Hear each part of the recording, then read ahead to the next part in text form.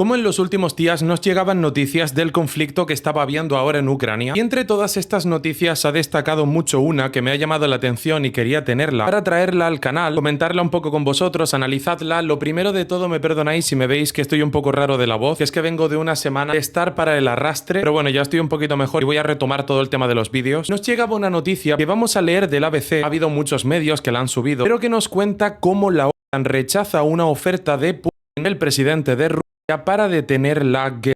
Un hecho que en un primer momento llama mucho la atención, solo leer el título porque precisamente lo que busca la gente es detener la guerra. Y ahora vemos cómo la OTAN ha rechazado una oferta de Putin para detener la guerra. En esta noticia vemos cómo se nos cuenta que la OTAN, Biden y Zelensky rechazan la propuesta de Putin, extrayendo la conclusión de que no es de buena fe. El líder ruso ha propuesto negociar la paz con Ucrania si Kiev retira sus tropas de las 4 regiones que Moscú reivindica y si renuncia a integrarse en la OTAN. Putin aumenta sus exigencias para detener la guerra e iniciar negociaciones de paz con Ucrania. Lo primero de todo, bastante bien recogida la imagen de Putin. Como se nota también que a los periodistas les gusta un poquito de cizaña. Vale, a ver, ahora lo entendemos un poquito mejor, que es que obviamente la propuesta de Putin era bastante abusiva, porque está proponiendo que Ucrania desmilitarice las 4 regiones que pide Rusia y además que se niegue a integrarse en la OTAN, en la Organización del Tratado del Atlántico Norte, que ya solo por el nombre os podéis hacer a una idea de los países que se encuentran en esa región del mundo y que son los que conforman esta organización. La OTAN es una organización militar y obviamente que los países que estén dentro, en teoría en un primer momento, están protegidos militarmente, por tanto si atacan a uno es como si nos atacasen a todos y la unión hace la fuerza. Por lo que si Ucrania se mete en la OTAN ya tendría el apoyo de todos los países OTAN tal cual, y atacarlo a él sería como atacar directamente, para que nos entendamos, a Alemania, Francia, España, Estados Unidos, Reino Unido, todos estos países juntos a la vez. Por tanto iríamos todos contra él. La mayor pesadilla de Rusia precisamente es que Ucrania se meta en la OTAN, pero evidentemente lo está proponiendo Putin con un trato muy abusivo. El presidente ruso Vladimir Putin ha asegurado este viernes que negociará la paz con Ucrania siempre y cuando Kiev retire sus tropas. Nada, lo que ya leímos. Ucrania rechazó de inmediato las condiciones fijadas por Putin para detener su ofensiva militar, y Kiev intenta recabar apoyo internacional en una cumbre de paz que se celebra este fin de semana en Suiza, a la que no asistirá Rusia, obviamente. Suiza también, para los que no seáis de Europa, más o menos os voy contando, porque sé que tengo mucho público, como el 40% de la gente que me ve es de España, pero el otro 60% están repartidos por el mundo. Suiza ha sido históricamente como una especie de vergel de paz en medio de la guerra, siempre ha sido como un país aparte. Suiza nunca estuvo en la Unión Europea, muchísimo menos en la Unión Monetaria Europea. Ha sido siempre como un país que va aparte, pero porque saben mucho de economía. Un país que sabe mucho de economía puede tener su propia moneda, su propia divisa sin liarla, no como España, que si tuviésemos independencia en la moneda ya literalmente seríamos una dictadura de lo peor posible. Suiza también es el país directamente que más seguridad jurídica te da. La protección bancaria de las cuentas en Suiza es colosal, ningún país lo protege mejor. A lo mejor algún paraíso fiscal raro, pero bueno, de normal Suiza es siempre el que mejor lo protege. Además, los beneficios de mercados financieros no tributan, es un país que fiscalmente es muy atractivo, es un país que en lo económico te lo da todo directamente. Por lo que no es de extrañar que este tipo de reuniones recabando apoyos para la guerra que ayuden a Ucrania se celebren precisamente en Suiza, un país que ha sido representante de la paz históricamente. Por su parte, el secretario general de la OTAN, Jens Stoltenberg, que yo casi me atraganto antes de pronunciar este nombre bien, creo que lo he pronunciado bien, ha afirmado que la propuesta de Putin no se hizo de buena fe, quien advirtió sobre más agresión y más preocupación. El plan significa que Rusia podría lograr sus objetivos de guerra esperando que los ucranianos cedan significativamente más territorio del que Rusia ha podido ocupar hasta ahora, ha dicho. Pero vale, esto también yo tengo que cogerlo un poco con pinzas y hacer unos pequeños apuntes, y es que realmente al principio a todos los países OTAN nos contaban como siempre la historieta de que el enemigo está debilitado, el de enfrente no, ya está moribundo, va a perder, es que está loco, están perdidísimos, prácticamente no tienen recursos, y estamos viendo realmente cómo ese país se ha impuesto, al contrario de lo previsto, cómo el enemigo es cada vez más fuerte, cómo nosotros somos más débiles y cómo Rusia está avanzando en territorios en Ucrania. Una guerra que Ucrania tiene perdidísima hasta día de hoy, con las implicaciones de recursos que tienen, con los ejércitos con los que cuentan. Mandar soldados a Ucrania directamente es mandarlos a morir, y no olvidando que el mundo no tiene ni un céntimo para pagar la guerra. El mundo no tiene ni un céntimo, señores. No hay dinero para pagar esta guerra. Es decir, no se va a poder extender muchísimo muchísimo más, muchos años más tampoco. Ucrania cree que Putin no está en posición de dictar a Ucrania lo que debe hacer. A lo que debemos retomar también, y es muy importante, tenemos que señalarlo, que hasta día de hoy la mayor parte del presupuesto OTAN, no os olvidéis esta famosa frase de Napoleón que decía: las guerras se ganan con tres cosas, con dinero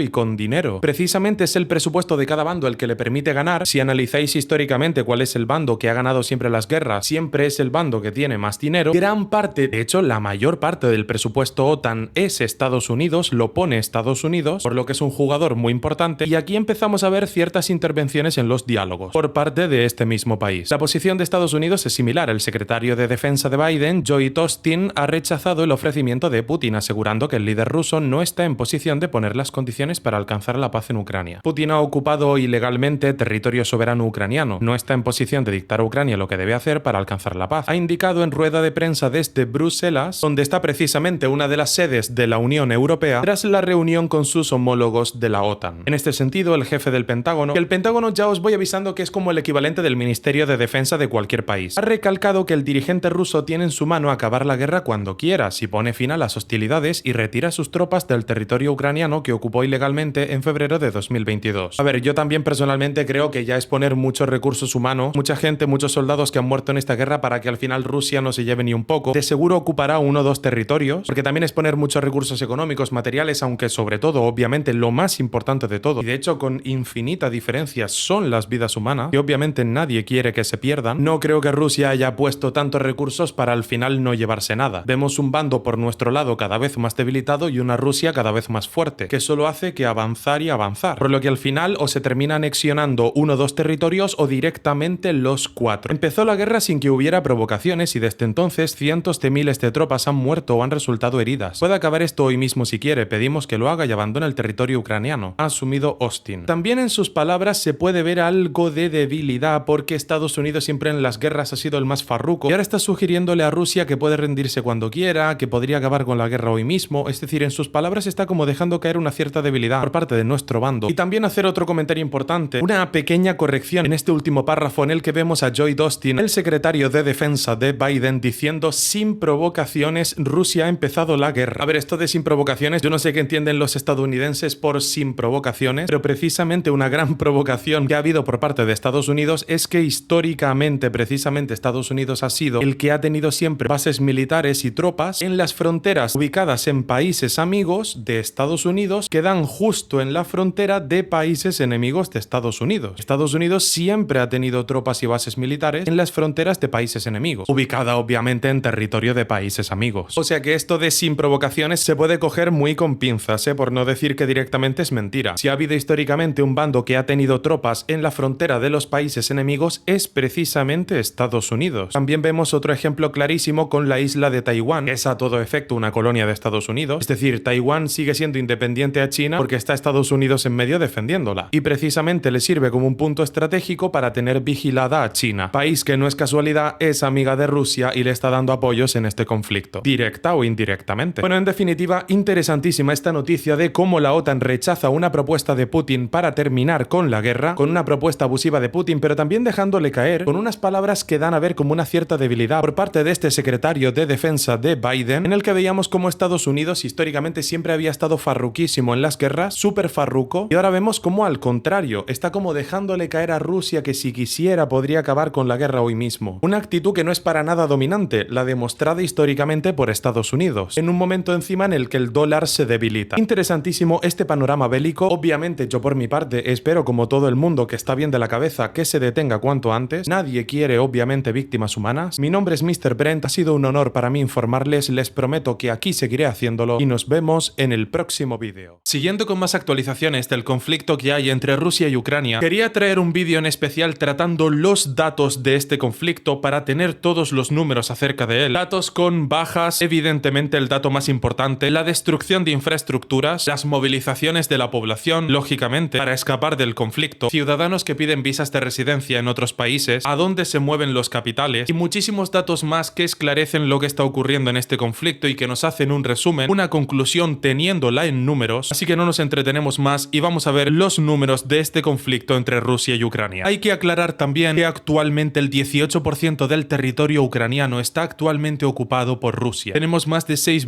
2.400.000 ucranianos siendo refugiados y actualmente se cifran en más de 50.000 los soldados muertos. La línea del frente, la longitud de la línea del frente se extiende a lo largo de casi 1.000 kilómetros. 315.000 soldados heridos, entre los cuales se encontraban estos 50.000 muertos, y 70.000 soldados ucranianos muertos, con entre 100.000 a 120.000 entre heridos leves y heridos graves. Para agosto de 2023, sin embargo, se recrudecían mucho los datos del ejército ruso. 120.000 soldados rusos han muerto y entre 170.000 a 180.000 han resultado heridos. Entre 170.000 a 180.000. En este mapa aquí tenéis un buen resumen de lo que está ocurriendo actualmente en activo del portal de EPDATA. Vemos en estos puntos aquí donde estoy señalando con el ratón, donde están esta especie de estrellas rojas, los combates significativos que se encuentran actualmente, haciendo un zoom sobre justo en esta parte más al este de Ucrania. Aquí tenemos las zonas controladas por Rusia, que ya son más que abundantes, sobrescritas las de ya un dominio claro. En una escala de 20 kilómetros estamos viendo este mapa, provisto por el Instituto para el Estudio del Conflicto, por el ISW. Vemos áreas donde las fuerzas rusas han operado o atacado, pero todavía sin controlar, por lo que ya vamos viendo que con el paso del tiempo, evidentemente, esas zonas se van a adentrar mucho más, se van a hacer más grandes y directamente una parte de las zonas amarillas van a convertirse en zona roja por estar bajo dominio ruso. Tenemos alguna zona de contraofensiva ucraniana, pero que están muy por aquí, mucho más ya sería noreste, sureste, por aquí un poquito, pero son zonas muy pobres para contraofensiva ucraniana. Vemos en el primer año de la guerra cómo ha ido avanzando. Os dejo por aquí también todos estos mapas para que veáis cómo el dominio desde esta situación febrero de 2022, porque ya llevamos más de 2 años de conflicto, hasta enero de 2023, fijaros el avance, en tan solo un año, recordemos, vuelvo y repito las fechas, de febrero de 2022 a enero de 2023, no os preocupéis, que ahora después seguido vamos a seguir viendo los demás años, el resto de temporalidades hasta llegar a día de hoy, a julio, 19 de julio de 2024, pero necesito ir enseñándooslos cronológicamente. Vemos los principales focos de batalla que se daban durante estos años, como ya últimamente se van concentrando mucho. En junio eran un poco más fuertes, un poco más potentes y más abundantes, pero ya vemos que las fuerzas rusas lo que han hecho realmente es replegarse a una sola zona y atacar desde ahí. Aquí empezamos con los primeros datos para que veáis los cruces fronterizos desde Ucrania dados desde el 24 de febrero de 2022, teniendo un total, una salida de 8 millones de personas, 8 millones de ucranianos, según nos provee de los datos ACNUR, con 2 millones de personas que han entrado por la frontera de Ucrania. Ya os adelanto que un número muy abundante de estas personas que han entrado a Ucrania no son más que militares para la defensa del mismo país. Militares OTAN de países vecinos y amigos que vienen a apoyar a esta nación, a este país en el conflicto. No penséis obviamente que es gente que se va a quedar a vivir ahí, y lamentándolo evidentemente por todos los casos de los ucranianos que han tenido que volver. Aquí vemos los refugiados ucranianos registrados en cada país europeo por la invasión rusa. Y esto sin contar, como es lógico, las naciones vecinas. El país que más ha recibido, no es ningún secreto, el país que más recibe refugiados ucranianos, vuelvo y repito, según los datos de los que nos provee ACNUR, actualizados a 30 de junio, es Alemania, con en torno a unos 650.000 refugiados. Luego tenemos República Checa, con 380.000, Italia, España, Bulgaria, son 3 países protagonistas. También vemos por aquí a España, el país del que yo soy y que ha acogido a 100.000 refugiados. Aquí veíamos los datos que nos aportaba el Boletín Petrolero de la Unión Europea, explicándonos durante las primeras semanas, y esto sí que es verdad que hay que aclararlo, durante las primeras semanas del conflicto, cómo evolucionaba el precio del barril de petróleo en España, evidentemente al alza, haciendo este pico y destrozando hasta día de hoy el precio del petróleo en España, aunque también hay que añadir que obviamente no es por nada, pero el Estado español por el camino se ha beneficiado y se ha beneficiado mucho del precio del petróleo, estando el precio del barril considerablemente por debajo en precio que como estaba al inicio del conflicto, y sin embargo seguimos viendo a la gasolina en España por encima de 1,20, dejando claro por el camino que el que más se está enriqueciendo es el único que puede mantener el precio, estando el barril de petróleo por debajo en precio de antes de estallar el conflicto, y el único que puede mantener ese precio es el que establece los impuestos, es decir, el Estado. Por el camino, el Estado en España se está beneficiando y mucho del precio del barril de petróleo, con los impuestos que cobra. No es de despreciar ni muchísimo menos la infraestructura del gas en Europa. Aquí tenéis en estas manchas rojas los yacimientos de gas que hay en Europa. Vemos algunos en medio del océano, otros tantos lógicamente en Rusia, en Ucrania, algunos cerquita de Kazajistán, otros, como ya os comentaba directamente, son yacimientos marítimos. Las líneas amarillas que estáis viendo por aquí, esta verdadera telaraña a lo largo y ancho de toda Europa, son directamente los gasoductos, teniendo como reyes al Nord Stream 1 y al Nord Stream 2. Nord Stream 2 que iba a convertir a Rusia en el mayor aliado comercial de Alemania,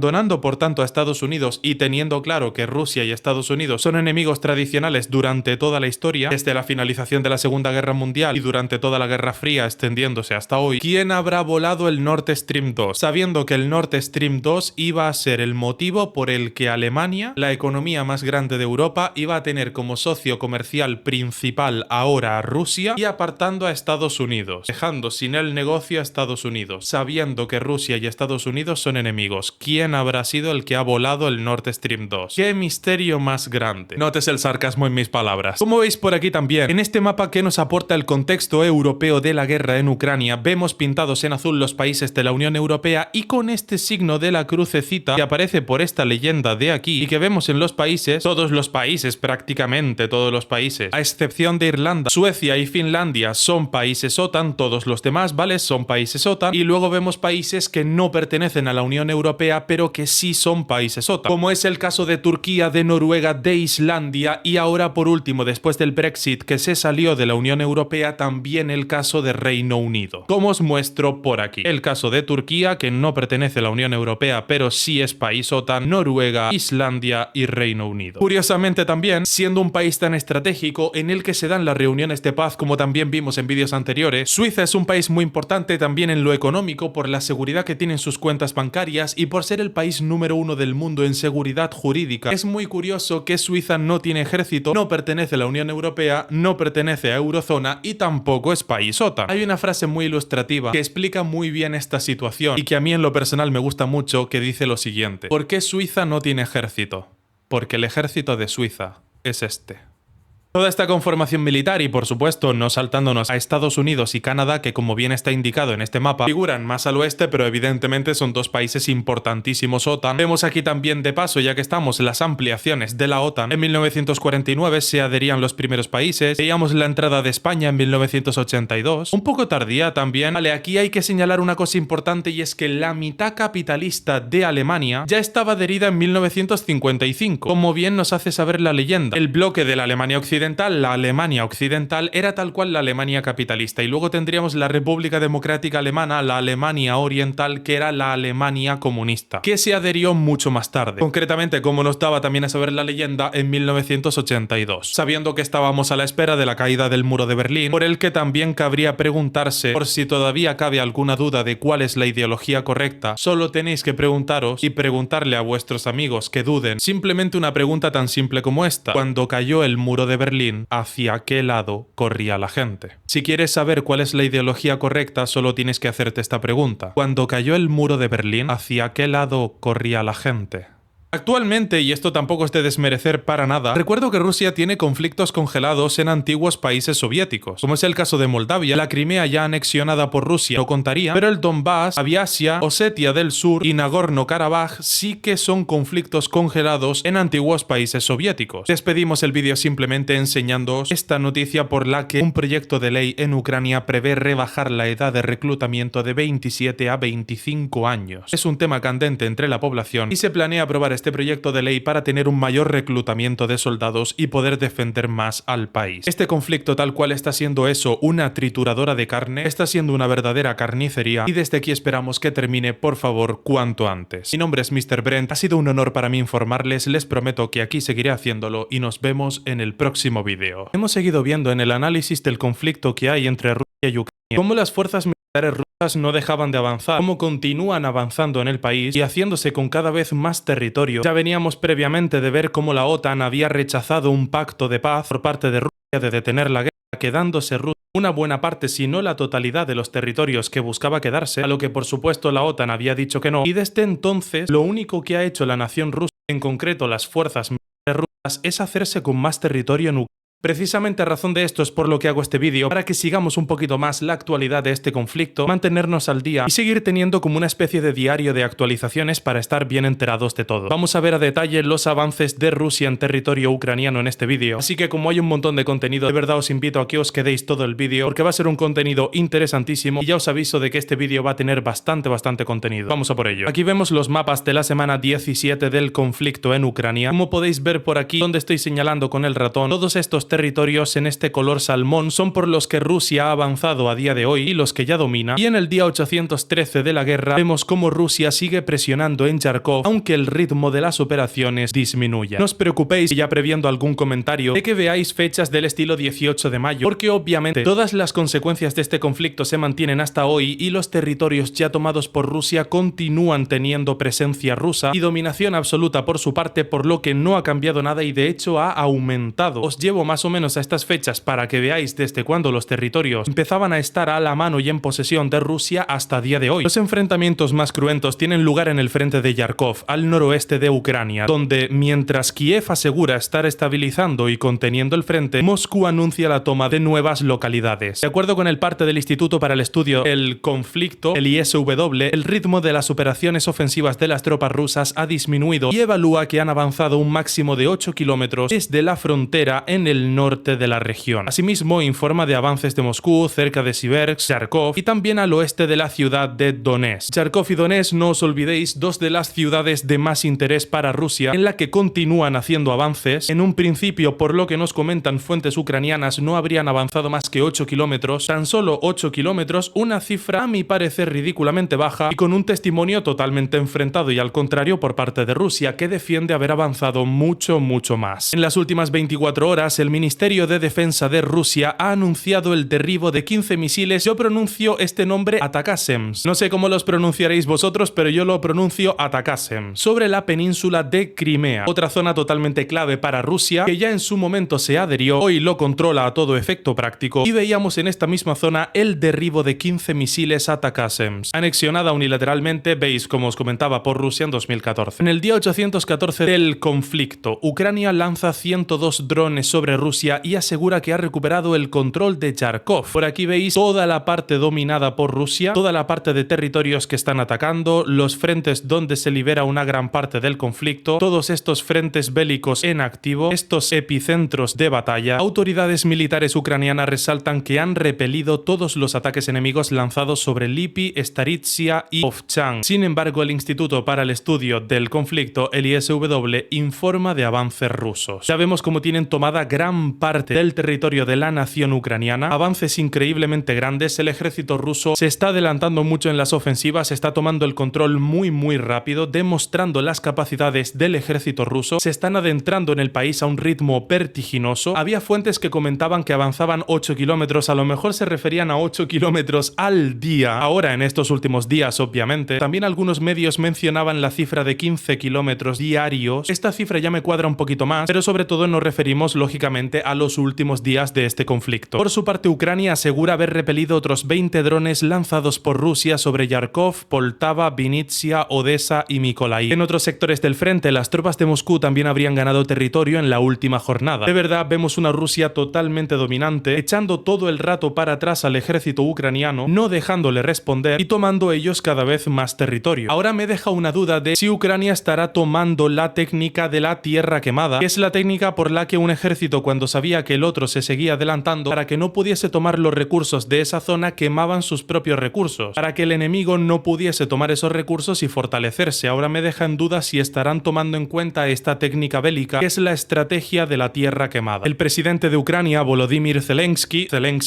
ha denunciado en las últimas horas que Rusia está lanzando ataques contra infraestructuras gasísticas del oeste del país, que podrían suponer una amenaza energética para la Unión Europea. No os olvidéis que gran parte de las economías mundiales están fundamentadas precisamente sobre la energía, al igual que también otra buena parte se consolidan sobre las infraestructuras y, por ejemplo, sobre el mercado inmobiliario, los inmuebles que están siendo destruidos a decenas de miles en este conflicto, pero gran parte de nuestra economía, de la economía mundial, es innegable que está basada en la propia energía, por lo que para debilitar al otro bando es un recurso más que obvio que Rusia va a tratar por todos los medios de destrozar oleoductos, como leíamos en la noticia, infraestructuras gasísticas, es decir, atacar los puntos de dolor del otro bando. Día 817 de la guerra. Rusia lanza casi 30 drones contra Ucrania y avanza en Yarkov. Aquí se introduce también, con todo el tema de los drones, otro concepto muy importante, como podemos ver en las empresas de Boston Dynamics y homólogas chinas, empresas que se dedican a lo mismo pero que son de origen chino, que confeccionan robots muy interesantes que ya tienen las capacidades suficientes como para disparar solos. Otra cosa es que empresas como Boston Dynamics los hayan concebido como tal. Obviamente que no, pero aunque no se hayan hecho con esta intención, tienen las habilidades ya suficientes como para poder disparar un arma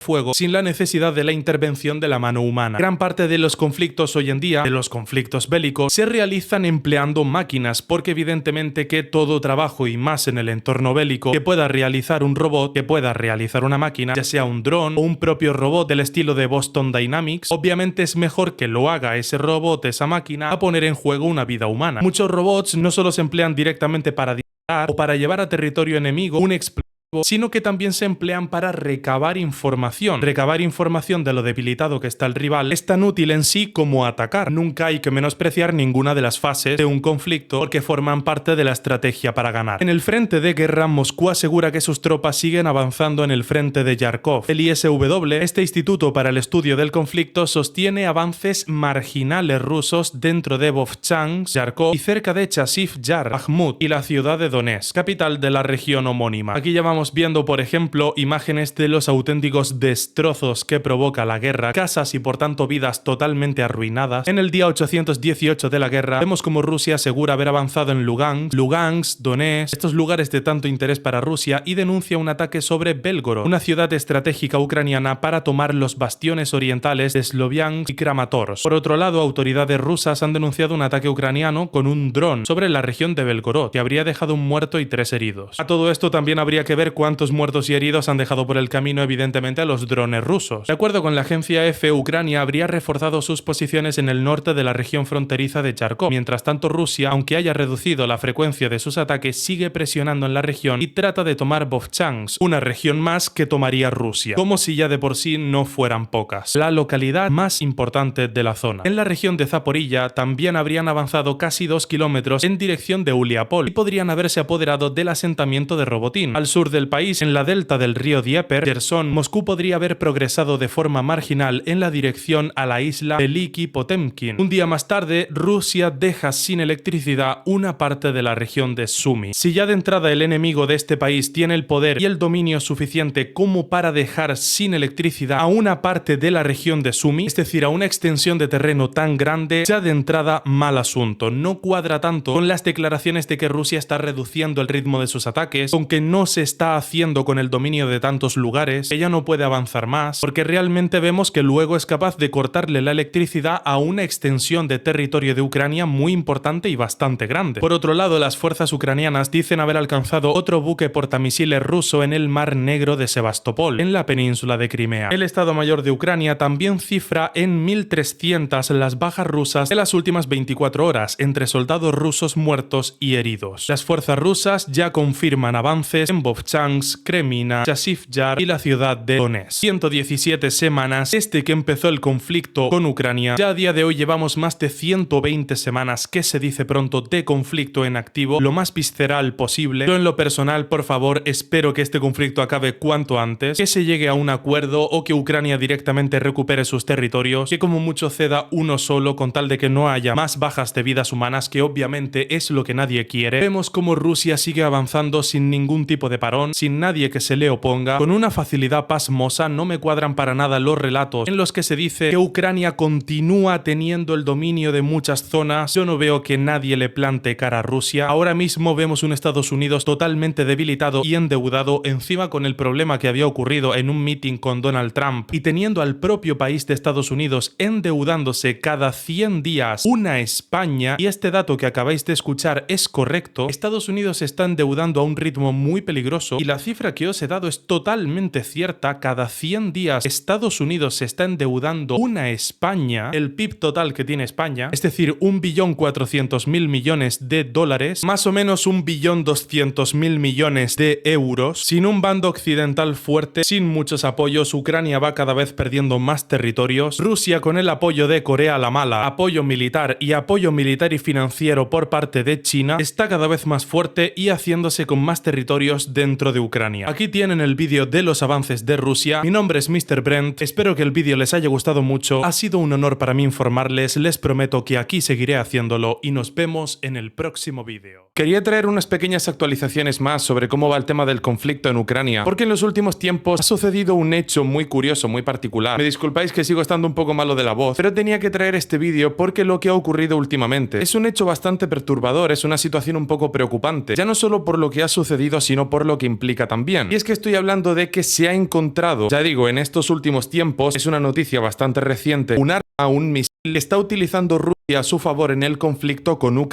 La cuestión no es en sí el arma, que también es poderosísima, ya digo que se trata de un misil, sino es más bien de dónde proviene ese arma en concreto y cuál es la tecnología que está detrás. Este misil es un arma muy poderosa de última generación y proviene de Corea del Norte. Pero bueno, vamos con la noticia. Me cambio un momentito la pantalla pequeña y vamos a leer la noticia, ¿vale? En la que se nos hace saber por qué preocupa que Rusia esté usando en Ucrania, como os comentaba al principio del vídeo, misiles fabricados en Corea del Norte. Como veis, el misil en un principio es este. El gobierno de Corea del Sur observó recientemente que Corea del Norte había enviado 6.700 contenedores de municiones a Rusia, por lo que, como os comentaba, realmente lo más preocupante de todo en sí no es el arma, sino de dónde proviene y la declaración de intenciones que está viendo de la misma forma. Estos misiles provienen de Corea del Norte y como tal se establecen los bandos en esta guerra. Se deja claro ya formalmente que Corea del Norte pertenece al bando de Rusia. Como digo, se conforman los bandos. Ya de seguro mínimo en el bando de Rusia tenemos obviamente al protagonista de esta invasión, de este conflicto, que es Rusia, tenemos a China y tenemos a Corea del Norte.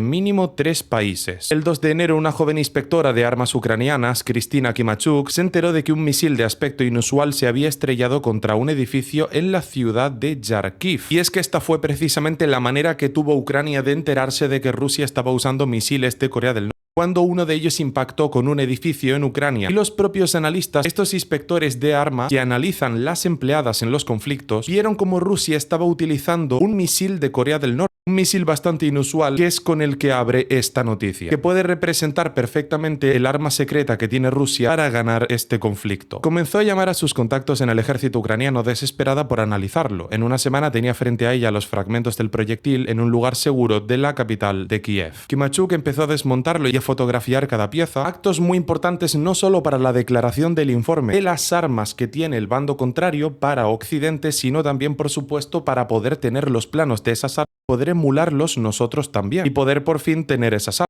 incluidos los tornillos y los chips de computadora que eran más pequeños que sus uñas. Los chips de ordenador eran más pequeños que las propias uñas de esa inspectora. Al fin y al cabo, como ya sabéis, hoy en día todas las guerras son tecnológicas. El bando que gana es el bando que puede fabricar piezas y armas en sí de última generación, de mejor tecnología, es decir, el bando que tiene más tecnología. La tecnología hoy en día es el que dicta la guerra. Casi de inmediato se dio cuenta de que no se trataba de un misil ruso, pero tenía que demostrarlo. Esto es muy importante, este acto, darse cuenta de que no era un misil ruso, un misil cualquiera o que utilizase el propio bando de Rusia, aunque fuese nuevo, indicando que había más jugadores en la situación. Escondido en medio del desorden de metal y cables, Kimachuk vio un pequeño carácter de alfabeto coreano. Este acto es muy clave porque obviamente al tratarse del coreano no va a ser de Corea del Sur, que es del bando occidental, se trata evidentemente de Corea del Norte. Corea del Sur es del bando de los occidentales, capitalista como el que más, por lo que solo quedaba, descartando opciones, la posibilidad de Corea del Norte. Luego se topó con un detalle más revelador. El número 112 había sido estampado en partes de la carcasa. Esto corresponde al año 2023 en el calendario norcoreano, dejando claro en un principio que si la fabricación del arma puede ser un pelín anterior, por lo menos ya su uso, lanzarlo, y nunca mejor dicho en el caso de un misil, para que pueda ser usado en guerras como tal, el acto de publicación de estreno de ese arma es el año 2023, que se me hace una descripción como un poquito rara para un arma, pero es el año 2023. Es decir, un año muy reciente, un arma súper reciente, nada más que el 2023, es decir, un arma de lo más nueva. Así se dio cuenta de que estaba ante la primera prueba contundente de que se estaban utilizando armas norcoreanas para atacar a su país. Aquí veis algunos restos, por ejemplo. Habíamos oído que habían entregado algunas armas a Rusia, pero pude verlas, tocarlas e investigarlas como nadie había podido hacerlo antes. Fue muy emocionante, me dijo por teléfono desde Kiev. Es muy importante también que el propio Occidente pueda recoger las piezas, pueda elaborar encontrar el informe, como os comentaba antes, analizar cada una de las piezas, ya no solo son útiles estos informes para que el propio bando occidental sepa lo que está usando Rusia en la guerra, sino también para poder elaborar los planos, que es lo que realmente son las armas. Las armas son sus planos. Quien tenga los planos tiene esas armas, las puede fabricar. Por eso la elaboración de los planos, así como su almacenamiento, son procesos ultra confidenciales. Desde entonces el ejército ucraniano dice que Rusia ha disparado decenas de misiles norcoreanos hacia su territorio. Ya de seguro vemos que detrás de Ucrania están mínimo Estados Unidos y Reino Unido, que son los primeros interesados, así también como Francia, Canadá, todo el bando occidental, la OTAN, vaya, y detrás de Rusia están mínimo Corea del Norte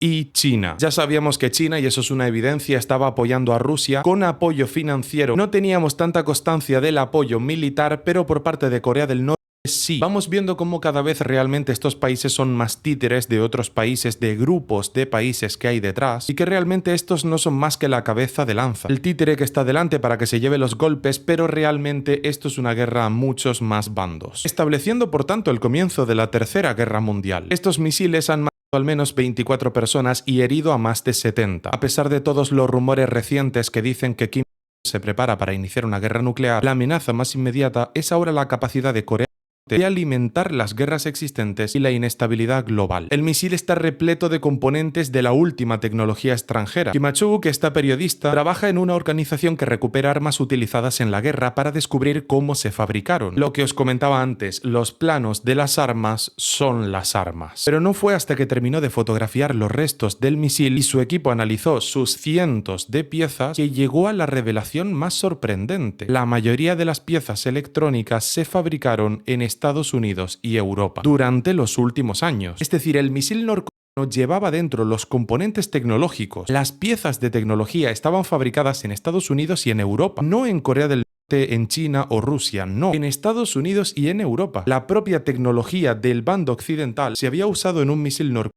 que se volvió en su contra. Había incluso un chip de ordenador estadounidense creado en marzo de 2023. Esto significa que Corea del Norte había adquirido ilícitamente componentes vitales para armas, los había introducido furtivamente en el país, ensamblado en el misil y enviado en secreto a Rusia, donde luego había sido transportado al frente y usado, todo en cuestión de meses. Esta fue la mayor sorpresa. A pesar de estar bajo severas sanciones durante casi 2 décadas, Corea del todavía está logrando conseguir todo lo que necesita para fabricar sus armas y, sobre todo, más importante, conseguirlo de Occidente, a pesar de todas las sanciones, para que veáis cómo realmente estas sanciones de Estados Unidos tienen un montón de límites, y a una velocidad extraordinaria, señala Damien Splitter, subdirector de CAR, que es esta organización que recupera armas utilizadas en la guerra para descubrir cómo se fabricaron. Aquí tenemos el número 112, que corresponde al año 2023 en el calendario de Corea del Norte, y esta letra tan común en el alfabeto coreano. Ya vemos aquí que Corea del Norte tiene una frontera amplísima totalmente pegada a China y que por este bordecito sigue llegando Rusia, que es un país inmenso, sigue teniendo como esta cualidad de ser el único país continente por su extensión, pero aquí se ve ya no solo por transporte terrestre evidente de parte de Corea del Norte hacia China y en esta pequeña frontera terrestre también con Rusia, sino en el propio transporte marítimo. Es la llegada de misiles balísticos al campo de batalla lo que más ha preocupado a Biden y sus colegas, debido a lo que revelan sobre el programa de armas de Corea del Norte. Este programa de misiles baratos. Un paso más en el que ya definitivamente se consolidan en firme los bandos de Rusia, China y Corea del Norte. Por un lado, contra Occidente, contra los países OTAN, Estados Unidos y Europa, también Canadá. Interesantísima esta situación. Un paso más en esta guerra, consolidación de bandos, descubrimiento de una nueva arma que tiene Rusia, proveniente de Corea del Norte, pero con una tecnología interna de Estados Unidos y Europa. Mi nombre es Mr. Brent, ha sido un honor para mí informarles, les prometo que aquí seguiré haciéndolo y nos vemos en el próximo vídeo. Siguiendo con algunas de las actualizaciones que se van dando en el mundo acerca de todo el proceso de desdolarización, hoy os quería traer algunas noticias más. Es un tema muy interesante, es normal que le resulte atrayente a la gente. En concreto hoy tenemos como protagonista a nada más y nada menos que 160 países en el mundo en total, o sea que ya no estamos hablando de grupitos de países que se llevan bien entre ellos o que no se llevan tan bien, aunque alguno de estos grupos lo trataremos en las distintas noticias, pero más que nada vamos a tratar cómo el mundo se sigue desdolarizando y precisamente os lo traigo de la mano de una de las cuentas que más suelo seguir, porque a pesar del nombre, Wealth no solo publica cosas que tengan que ver con riqueza, sino también de los acontecimientos que se van dando en el mundo, por el que se nos hace saber que casi 160 países del mundo van a adoptar el nuevo método de pago de los BRICS, el sistema denominado BRICS Pay. En un primer momento momento se plantea que este sistema, lo primero de todo, esté fuera del alcance de Estados Unidos, porque ya hemos visto la San-CIO-NES que ponía a Estados Unidos a otros países, evidentemente que estos se quieren librar y quieren implementar este nuevo sistema. El sistema de los BRICS Pay y este sistema de pagos ha dado mucho que hablar en los últimos días y quién sabe si algún día este mismo sistema directamente pueda sustituir al sistema SWIFT y al Banco Internacional de Pagos. Como leemos en esta noticia, os lo traduzco un poquito del inglés, esta plataforma va a facilitar las transacciones en monedas locales, reduciendo la independencia con el dólar estadounidense. Vale, que en un principio evidentemente es lo que se pretende, ir saliendo cada vez más del dólar de Estados Unidos y del sistema financiero tradicional conocido como SWIFT. En este movimiento, que puede transformar totalmente cómo conocemos el sistema global financiero, 159 países por un solo país no se quedan en 160, esperan adoptar el sistema BRICS Pay, el sistema de pago de los BRICS, cuestionando, poniendo así en entredicho, la dominación de las instituciones financieras de Occidente. Evidentemente refiriéndose a la Fed como el Banco Central, al Banco Internacional de Pagos, al sistema SWIFT y a la dependencia con el dólar de Estados Unidos. 159 países, que ahí es nada, 159 países planean adoptar el sistema de pagos de BRICS Pay, quitándose de delante tal cual la divisa estadounidense, el dólar estadounidense. Caería la civilización occidental, por lo menos tal y como la conocemos, perdería un montón de fuerza. Vemos como los BRICS, ya anteriormente había comentado en otro vídeo que tenían cerca de 80 solicitudes para entrar a este pacto entre países, a este grupo de Brasil, Rusia, India, China y Sudáfrica. Habían invitado también estos países fundadores de los BRICS, que no por ello tiene finalmente que ser los países totales que estén en los BRICS, habían invitado también a Arabia Saudí y a El Salvador, que dudo yo mucho de que Bukele, con lo que le guste la libertad, vaya a ceder ante países que literalmente 3 de los 5 tienen control de capitales, o por lo menos control de capitales formalmente dicho admitido por el propio gobierno. Ya vamos viendo países como Emiratos Árabes Unidos, países como Irán, como Argentina y como Bolivia, a los que literalmente se les está poniendo en este grupito de los BRICS, o por lo menos en las infografías así nos lo hacen saber. Yo en un primer momento dudo mucho que Argentina, por ejemplo, estando Javier Milei, vaya a querer tener comercio muy cercano con países que son dicta-duras, ni en el caso de Nayib Bukele, pero ya vamos viendo por algunas infografías que se está metiendo de repente las banderas de estos países, ya no solo digo en esta cuenta, en un montón de cuentas más, que esta por ejemplo la sigo mucho, la cuenta de Wealth en Instagram, que es súper buena. De hecho, si no me equivoco, es una de las más grandes de Estados Unidos, pero quería relacionároslo con la siguiente noticia también, en la que vemos que efectivamente el 90% de los pagos que se están haciendo entre China y Rusia están siendo realizados, se están realizando sin el dólar estadounidense. El 90% de los pagos, Pararos un momento a pensar la salvajada que es eso, entre un comercio tan importante entre dos países como son China y Rusia, que no estamos hablando de Moldavia con Lituania, con todo el respeto del mundo para esos países, estamos hablando del comercio entre el país continente y el país que le va a dar el sorpaso a Estados Unidos, el país que le va a comer la tostada y se va a convertir en la primera economía mundial. No nos hacemos una idea de verdad la importancia que tiene esta noticia. El 90% de los pagos se realizan ya entre Rusia y China sin el dólar. Estamos ahora por último viendo efectivamente que en aras de una crisis la gente se está refugiando un poquito más en el dólar. Es normal porque bueno, tradicionalmente el movimiento de los inversores es salir de la renta variable de países emergentes y refugiarse en oro, dólar y bono alemán. Entonces, en un primer momento, como es la divisa también más libre y más difundida del mundo, es normal que se siga dando un poquito este repunte del dólar por la adopción, pero realmente en el largo plazo, que es donde se ven las tendencias de verdad, estamos viendo cómo el mundo abandona el dólar. Y actualmente tenemos a dos países que son superpotencias, con un 90% de los pagos, como bien nos da a ver esta infografía, realizándose sin el dólar. A todo esto, también hay que indicar, y os traigo otra noticia más, esta de la cuenta de The Trillionaire Life, en la que se nos hace saber, y bueno, otras muchas cuentas también lo han publicado, que la onza de oro alcanza los $2.500, de hecho se ha pasado de $2.500 por primera vez en toda la historia. Evidentemente, cuando hablamos de onzas, nos referimos a la onza Troy, no a la onza de pesaje. La onza de pesaje normal son 28,3495 gramos y la onza Troy son 31,103476,8 gramos. Varía bastante, aunque parezca que no. Aproximadamente un 10%. Ojo, que ya es. Y más todavía tratándose, y nunca mejor dicho, de su peso en oro. La onza de oro, la onza Troy, troy de oro superaba los $2.500 por primera vez en toda la historia. Pero sin embargo, a pesar de esta gran noticia, que revela efectivamente cómo el oro es un hedge ante la moneda fiat, ante el dinero de los políticos, es decir, el oro te cubre con respecto a la inflación, te compensa la inflación, vemos sin embargo cómo China dejaba en esta última parte del año, aproximadamente desde junio-mayo, estancaba totalmente sus compras de oro. Ya vemos onzas troy en millones, vemos las reservas internacionales de China en volumen de oro evidentemente, y cómo los cambios de la cantidad de oro que China tenía han desaparecido tal cual, demostrando que ya no está comprando oro, como señalo por aquí con el ratón. Vemos aquí, tal y como nos indica la palabra flat, se ha estancado totalmente, está plano. China ya por último, como en este último más o menos cuatrimestre, no ha comprado nada de oro, a pesar de todo el repunte que ha tenido. Vemos sin embargo cómo sus compras anteriores, y aumentando considerablemente desde más o menos marzo de 2022, preveían perfectamente lo que iba a pasar con el precio del oro. Ya se ha ido a $2.500 la onza troy, así que felicitaciones a todos los países, a todas las empresas y por supuesto, sobre todo a todos los particulares que han depositado una parte de su ahorro en oro, porque precisamente el oro demuestra ser una cobertura contra la inflación de las divisas. Como bien exponía Michael Saylor en algún podcast, una casa en primera línea de playa en Estados Unidos hace 100 años te costaba $10.000 y hoy te cuesta $10 millones.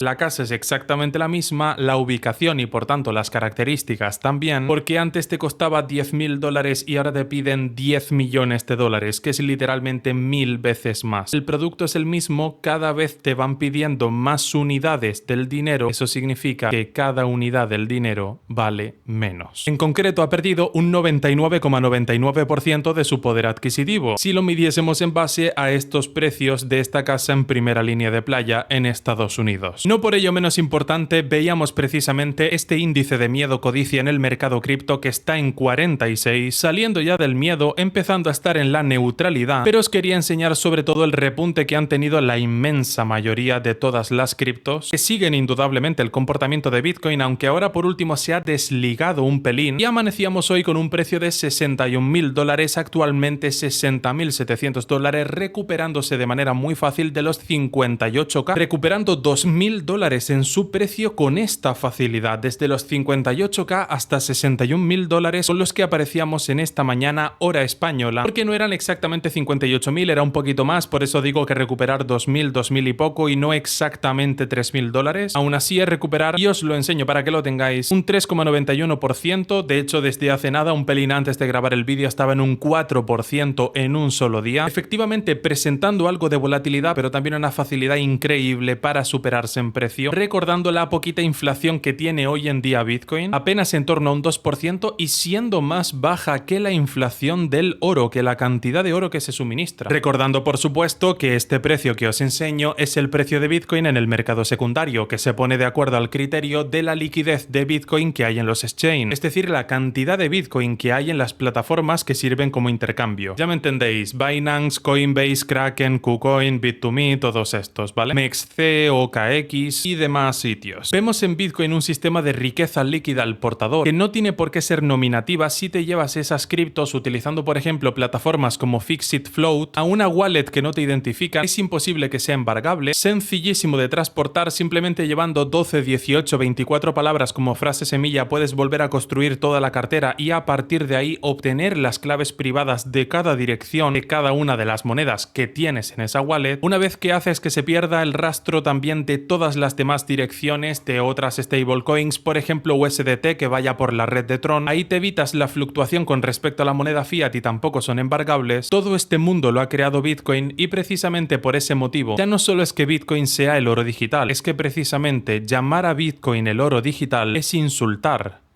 a Bitcoin.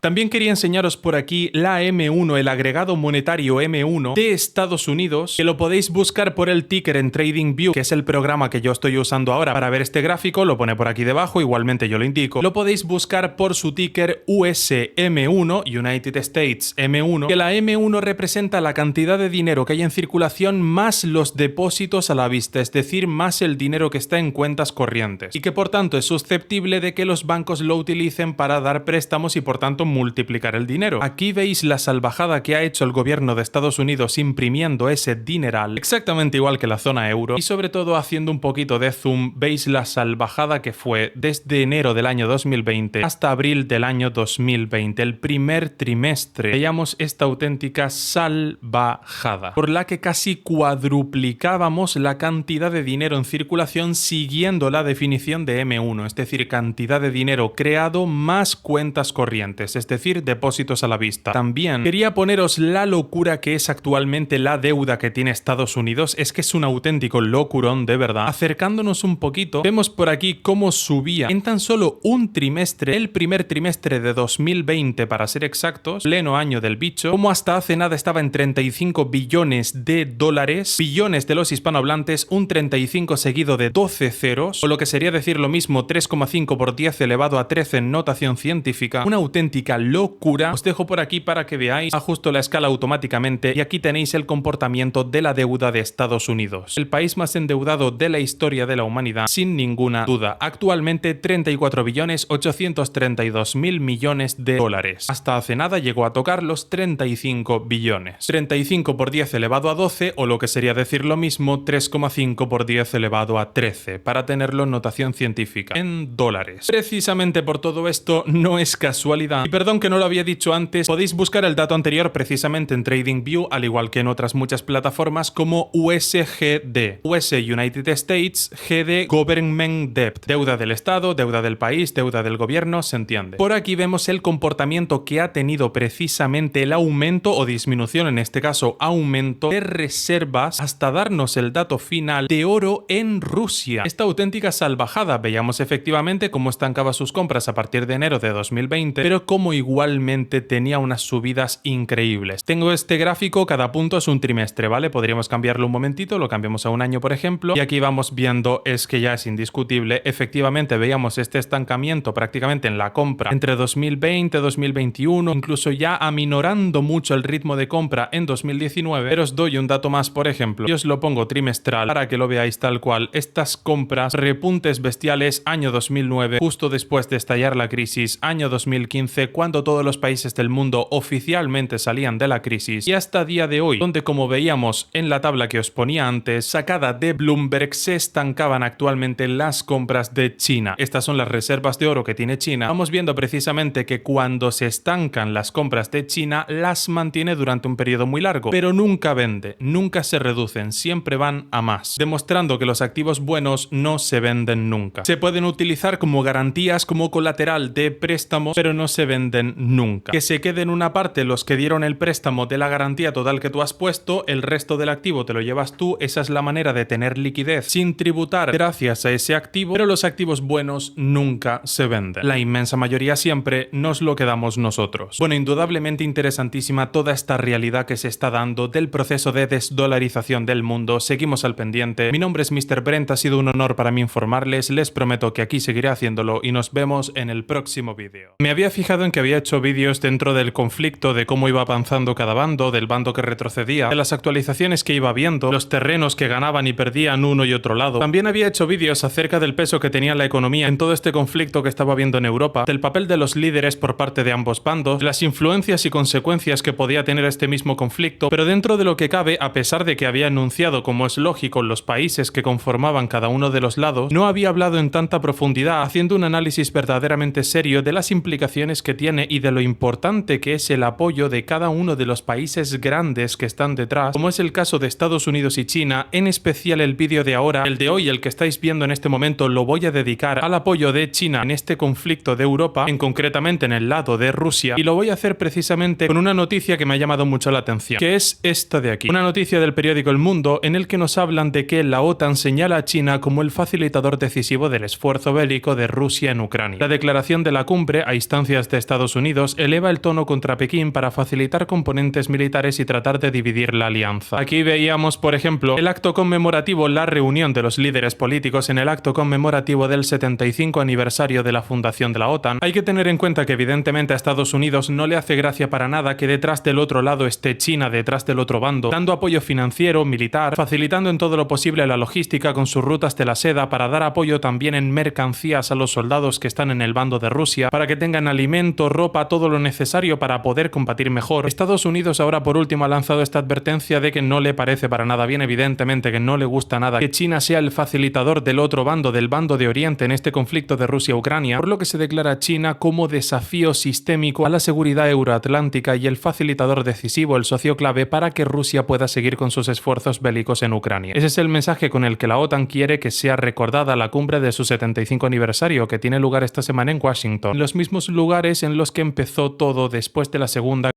Mundial. Ucrania, la seguridad colectiva y la permanente estrategia de disuasión hacia Moscú son los temas principales del acto y las prioridades de la alianza ahora mismo. Pero los problemas para el orden internacional basado en reglas que defienden las democracias liberales y las instituciones internacionales y las amenazas para la seguridad global van mucho más allá. China, evidentemente, y también hay que apuntar, están mirando con muchos ojos lo que está haciendo ahora mismo la OTAN, la Organización del Atlántico Norte, cómo se está defendiendo, los planteamientos militares que está realizando ahora en el conflicto de Rusia-Ucrania, porque evidentemente China es la primera que sabe que tarde o temprano la OTAN va a ser su rival en una contienda, por lo que tienen que ver muy bien qué es lo que le conviene hacer a la OTAN, qué maniobras bélicas están realizando, qué tipo de cazas, portaaviones van a usar, si siguen estrategias de guerra fría, que como vemos si lo hacen, estrategias de guerra quemada, qué tipo de dispositivos nucleares tienen, si tienen capacidad de hacer guerra relámpago. Todo esto son preguntas que se está respondiendo China al ojear qué es lo que está haciendo la OTAN para defender a Ucrania de Rusia. Evidentemente que a China no le conviene tener una Rusia fuerte, lo está utilizando como un títere a este país para ver la performance, el rendimiento y qué herramientas utiliza en el campo de batalla la propia OTAN, porque evidentemente está poniendo en vistas a futuro poder enfrentarse a ella. Todas las instituciones de Occidente tienen en China a su principal protagonista a largo plazo. Las ambiciones declaradas y las políticas coercitivas de la República Popular China continúan desafiando nuestros intereses, seguridad y valores. También habría que añadir aquí que evidentemente el rey de llevar a cabo prácticas coercitivas es el propio Estados Unidos, por lo que se está declarando en un principio esta hipocresía por parte de Occidente que nos dice que le parece mal que haga China lo que ellos llevan haciendo toda la vida. La asociación estratégica cada vez más profunda entre Rusia y la República Popular China y sus intentos de socavar y remodelar el orden internacional basado en reglas que se refuerzan mutuamente son motivo de profunda preocupación. Nos enfrentamos a amenazas híbridas, cibernéticas, espaciales y de otro tipo, así como actividades maliciosas de actores estatales y no estatales, dice hoy la Alianza en su documento más contundente hasta la fecha. Es muy importante una de las partes que se acaba de mencionar en esta noticia, y es que gran parte del conflicto de hoy en día entre Oriente y Occidente, porque realmente el conflicto que hay entre Rusia y Ucrania no deja de ser una representación del conflicto real, el más grande, que es exactamente por la misma vía por la que va el de Israel-Palestina, y es precisamente en el de demostrar que el conflicto grande es entre Oriente y Occidente. Gran parte de todos estos enfrentamientos se dan en el entorno cibernético. Hoy los conflictos son ciberconflictos o no serán. Realmente los mayores actos, digamos, cuestionables que implican dinero, que implican comercios ilícitos, todas estas actividades más que cuestionables y reprochables se dan precisamente en el entorno cibernético. Las guerras hoy son más tecnológicas que nunca y precisamente por esto se estaban mencionando los procesos cibernéticos para estos conflictos. Además, hay otro punto muy importante en esta última declaración de la OTAN, y es precisamente admitir que hay fuerzas detrás, fuerzas económicas tal cual, que están involucrando capitales, que están invirtiendo dinero para darle fortaleza a cada uno de estos bandos en el conflicto, y que dichas fuerzas, dichas intenciones e influencias no son estatales, admitiendo por tanto que puede haber más de una persona con bastante dinero interesada en que estos conflictos se den. A principios del siglo XX, el geógrafo británico Harold Mackinder, uno de los padres de la geopolítica, desarrolló la teoría del Heartland, la tierra del corazón o la tierra donde está el corazón. Se traduciría como algo así este término, que en su momento no tuvo mucho recorrido, pero décadas después articuló la cosmovisión exterior de países e imperios. Para él y muchos de sus sucesores, el eje de poder del planeta estaba en torno a un territorio pivote. Aquí vemos también una gran parte del motivo de por qué los Balcanes, por ejemplo, han sido territorios que eternamente han estado en problemas, y es que evidentemente teniendo los Balcanes en tu poder podrás precisamente acceder, porque los Balcanes son una zona geoestratégica de Europa, podrás acceder muy fácil al resto del continente. Los Balcanes precisamente son una zona geopolítica de mucho interés porque con ella se accede y se tiene alcance y visión al continente entero. Aunque ahora no estemos hablando de los Balcanes, ya vemos que otros muchos territorios están presentes representando precisamente el mismo interés en otras potencias. Muy interesante precisamente este término de territorio pivote. Quien controlara lo que ahora es Europa del Este, y precisamente territorios en torno a los Balcanes, podría dominar el mundo, y Alemania y Rusia se lo tomaron muy en serio. Hoy, sin embargo, el consenso se ha desplazado aún más al este, y aunque la guerra de Ucrania es lo que centra la atención internacional y sobre todo militar en las grandes superpotencias, creen que es solo cuestión de tiempo de que el pivote se instale definitivamente en el Pacífico. Lo cree sobre todo Estados Unidos, que hace tiempo que empezó a despiar recursos, expertos, dinero y tropas. Rusia es el enemigo hoy, como lo fue ayer, pero el desafío de verdad es China. Moscú tiene a un autócrata peligroso al frente, tiene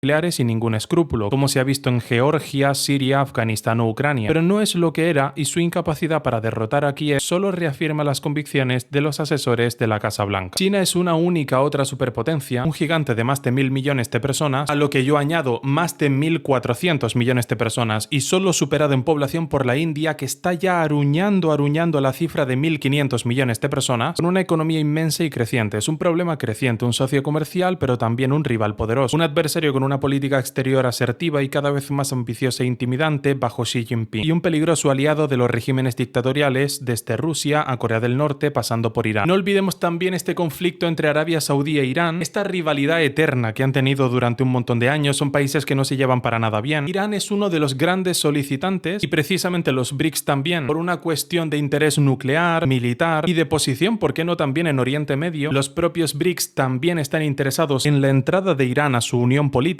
pero claro, esto haría incompatible también, por ejemplo, el comercio con Arabia Saudí, por lo que vemos aquí un socio que se queda un poco huérfano en medio de Oriente Medio porque rechazaba renovar el contrato de los petrodólares con Estados Unidos, por lo que se deshacía de un socio en Occidente muy importante, bueno, literalmente la primera potencia mundial económica hasta hoy, aunque China con el tiempo lo terminará adelantando, pero al mismo tiempo hacía imposible su entrada en los BRICS en un principio si Irán entraba, evidentemente por la rivalidad entre los dos países. Estados Unidos, que ve sus intereses geoestratégicos virar hacia el Pacífico, apremia, presiona, aprieta para que sus socios europeos suban el tono. No todos están en la misma línea ni quieren convertir a China en enemigo o rival sistémico. Un problema sí, un adversario en determinados aspectos también, pero igualmente un actor principal al que no quieren flanquear ni enfadar. No olvidemos que, como todo, China es un gran cliente y un gran proveedor también, sobre todo en el caso de Europa. Es un gran proveedor, tiene una mano de obra muy económica y evidentemente que Europa con sus compras se beneficia de ello. Esto por no hablar de que literalmente China está comprando todo el continente africano menos Marruecos, que a todo efecto es una colonia de Estados Unidos, que ahora con la presión que Marruecos está ejerciendo hacia España no me extrañaría para nada que detrás de esa influencia estuviese poniendo dinero el propio Estados Unidos, demostrando que Estados Unidos no es amigo del Mediterráneo de Europa, abandonando también a Italia a su suerte, lo que daría más motivos a países del Mediterráneo de Europa de orientarse más a los BRICS que a Estados Unidos, o sea que mucho cuidado, porque recuerdo que entre todos los países del Mediterráneo o entre todas las regiones del Mediterráneo, ahí hacemos aproximadamente ya tocando un 10% del PIB mundial, pero dentro de la zonita que somos, o sea que poca broma, porque aliados y remando todos en una misma dirección, sí que tenemos fuerza. Muchos países de Latinoamérica también, además de África, están comprados a todo efecto por dinero chino, como es el caso de Venezuela y Cuba, así que evidentemente que es normal que muchos países de Europa aún así no quieran enfadar a China porque es un gran cliente y sobre todo un gran proveedor. La política exterior de China, asertiva, sigue suponiendo un desafío sistémico a la seguridad colectiva,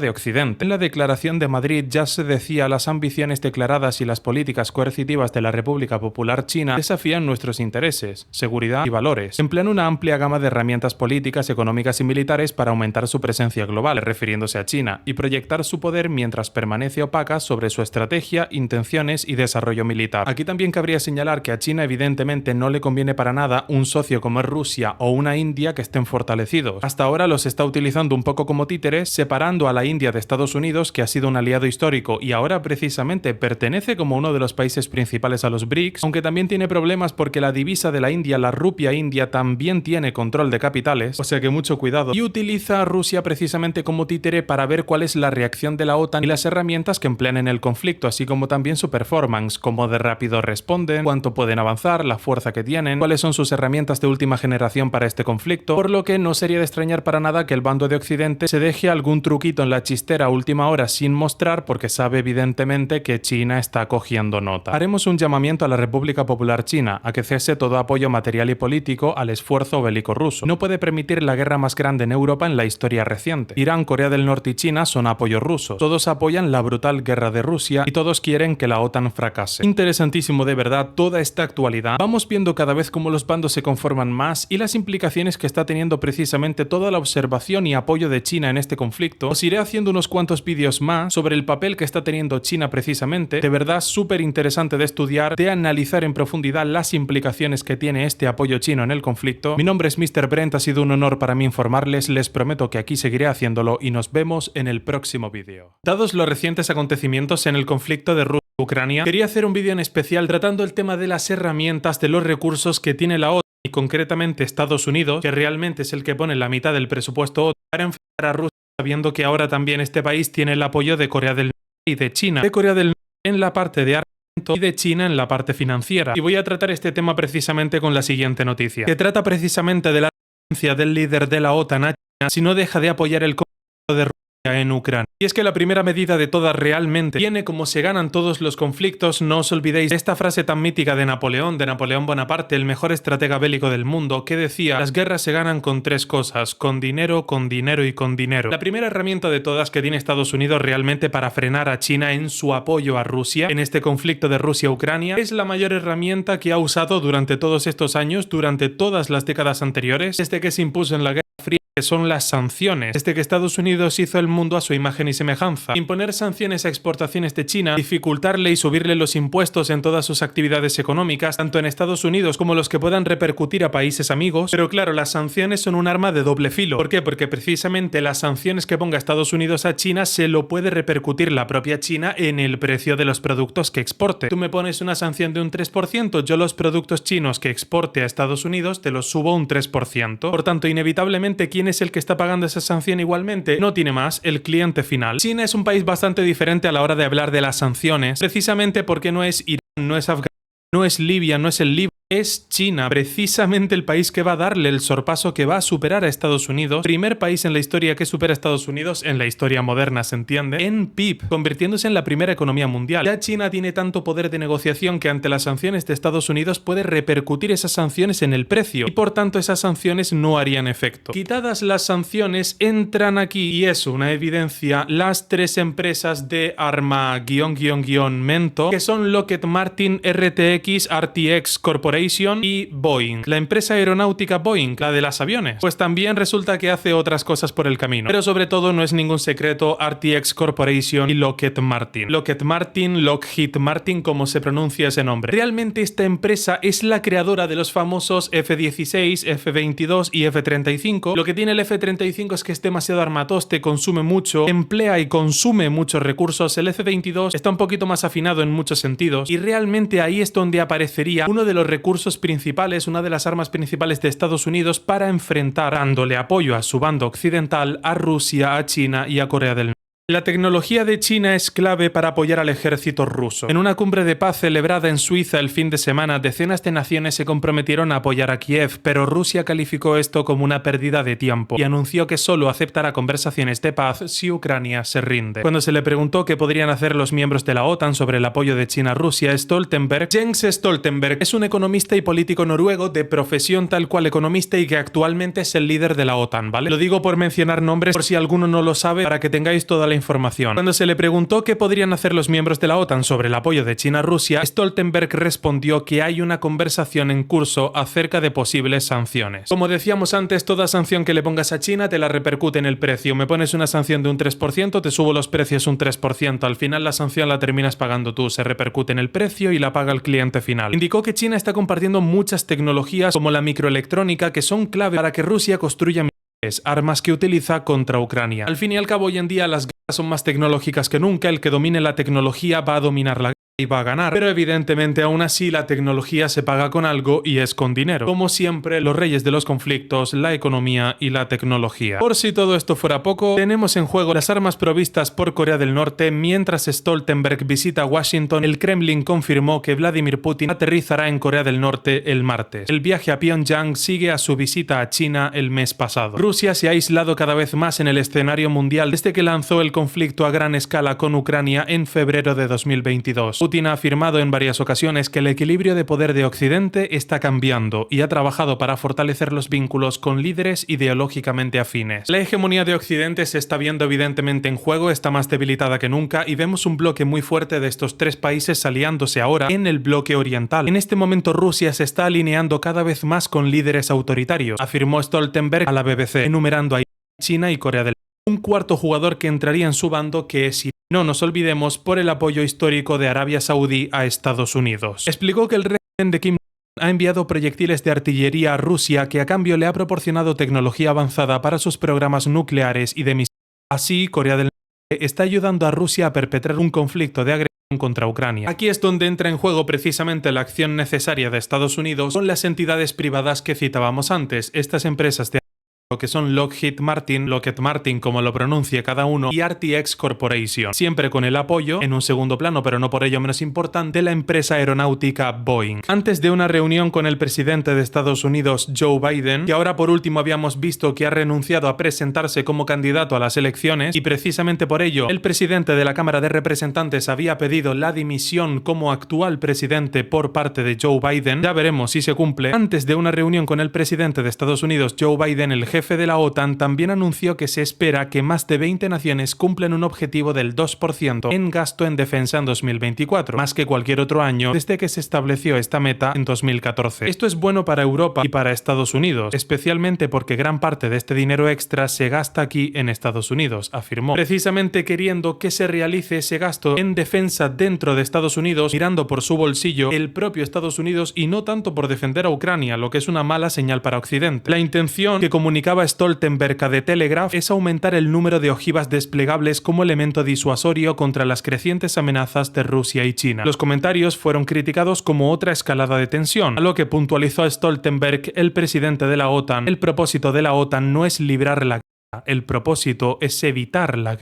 Realmente lo que le da capacidad a Estados Unidos para poder enfrentar a Rusia, fuera de que cada bando obviamente tiene su flota naval y puede responder con su flota naval, Rusia ha fortalecido mucho su poder naval. Realmente lo que más poder le va a dar a Estados Unidos para poder enfrentar a Rusia y a toda la OTAN es esto. Los cazas F-22 Raptor, hechos por Lockheed Martin, son directamente junto con el F-35 y el F-16 las joyas de la corona de la misma empresa de armamento y precisamente de Estados Unidos, del propio ejército de Estados Unidos también. Aquí tenemos el F-16, por ejemplo. Si queréis una imagen mucho más grande del F-16, que son cazas de guerra precisamente muy polivalentes, monoplaza, aeronaves de quinta generación, súper modernas. El F-22 realmente, los primeros diseños se dieron en los años 80, pero obviamente no tiene nada que ver. Se ha actualizado muchísimo, lo digo previendo algún comentario que me pueda decir: bueno, Brent, a ver, el primer caza F-22 es de los años 80. No, hombre, pero no compares el caza de los años 80 F-22 de Lockheed Martin con el actual, porque obviamente que tiene muchísimas ampliaciones, actualizaciones y mejoras. Y luego tenemos, digamos, al rey de reyes, que es precisamente el F-35, el recurso histórico de Estados Unidos con el que ha atemorizado los cielos del mundo y que precisamente hoy le hacen más falta que nunca para poder confrontar al bando de Oriente. Aquí vemos, por ejemplo, una antesala de lo que es RTX Corporation, precisamente la antigua Raytheon. Puede que a algunos suene por el nombre de Raytheon porque es como se llamaba antes esta empresa de armamento. A día de hoy se llama RTX. Aquí vemos algunos de los juguetitos precisamente que hace la propia empresa de RTX Corporation, y os pongo algunas fotos más de los JF-17, por ejemplo, que precisamente se encarga de hacer esta empresa. No os puedo poner más fotos por una cuestión evidente, pero también tendríamos lógicamente recursos, herramientas para proveer y para dar fuerza a la parte del ejército de infantería, al ejército de tierra. Veíamos, sin embargo, que donde Estados Unidos también tenía el Gerald Ford, que es este portaaviones nuclear de Estados Unidos, que funciona con la rampa de levitación magnética, genera un campo magnético enorme esa rampa, primer portaaviones en el el mundo que lograba contar con estas tecnologías. Dicho por el propio Estados Unidos, el siguiente que lo tendría efectivamente era China, pero iba a tardar años y años, si no décadas, en tenerlo. Tranquilamente, un plazo más que razonable podría haber sido esperar 11 años a que China lo tuviese. Bueno, pues resulta que ya lo tiene, que es precisamente este de aquí donde estoy señalando con el ratón. Este portaaviones es el que tiene China, que es la versión china precisamente del mismo Gerald Ford. Os pongo otras fotos un poquito distintas. Esta es la tercera generación de portaaviones de China, el equivalente al Gerald Ford de ellos. Y por aquí otra fotito más. Ya están preparando el de cuarta y quinta generación, o sea, son auténticas bestias construyendo. Y es que mirad simplemente esta locura lo que han hecho. Y es precisamente este arma la que tienen. El coloso amarillo es el que van a emplear precisamente para poder enfrentarse al Gerald Ford de Estados Unidos. Bueno, indudablemente, ya solo dejándoles con esta imponente imagen, veremos precisamente la pelea entre el Gerald Ford y este portaaviones chino. De llegar a darse la situación, tenemos el enfrentamiento, tenemos el conflicto. Simplemente les dejo con esta imagen. Interesantísimo, imponentes ambos portaaviones. Cada bando tiene sus empresas de armamento: Lockheed Martin, RTX Corporation y Boeing. Con los F-16, con los F-22 y los F-35, los JF-17. Cada bando tiene su portaaviones insignia, ambos propulsados por energía nuclear y con rampa de levitación magnética. En ambos casos se dan estas características para los portaaviones. Interesantísimas de verdad. Vemos que las sanciones de Estados Unidos no están surtiendo efecto porque tienen demasiada dependencia. La economía de Estados Unidos tiene demasiada dependencia con China. Tenemos esta situación interesantísima. La actualidad bélica. Yo por favor pido que cuanto antes este conflicto frene, que pare. Evidentemente que nadie quiere víctimas humanas ni que se destrocen infraestructuras para ninguno de los bandos. Mi nombre es Mr. Brent. Ha sido un honor para mí informarles. Les prometo que aquí seguiré haciéndolo y nos vemos en el próximo vídeo.